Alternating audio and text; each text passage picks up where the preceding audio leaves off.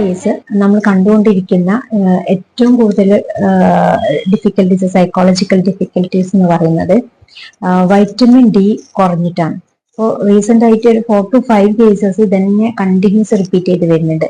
ഒന്നെങ്കിൽ വൈറ്റമിൻ 10 അല്ലെങ്കിൽ vitamin D 18 അങ്ങനെ. അതായത് നമുക്ക് മിനിമം സഫീഷ്യന്റ് എന്ന് പറയുന്നത് 30 ആണ് വരുന്നത്.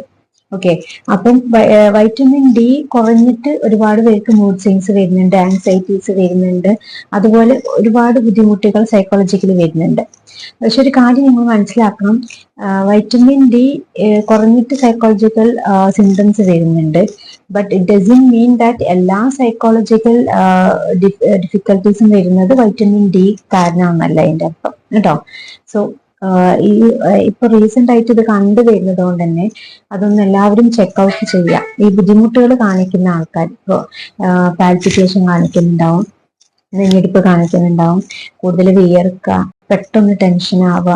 ഇതിനോടൊപ്പം ചില ആൾക്കാർക്ക് ചില റെസ്പിറേറ്ററി കംപ്ലൈൻസ് വരുന്നുണ്ട്. അതായത് ഇടയ്ക്കിടയ്ക്ക് അസുഖങ്ങൾ വന്നെടുക്കുക, ഇടയ്ക്കിടയ്ക്ക് ഫീവർ, ഇടയ്ക്കിടയ്ക്ക് റെസ്പിറേറ്ററി കംപ്ലൈൻസ്. മറ്റു ചില ആൾക്കാർക്ക് മീൻസ് നിയന്ത്രിക്കാൻ പറ്റാത്ത പോലത്തുള്ള മൂഡ് സ്വിങ്സ് വരിക. ഒരു റീസൺ അതിന് ബിഹൈൻഡ് ചിലപ്പോൾ അവർക്ക് കണ്ടോളുന്നില്ല.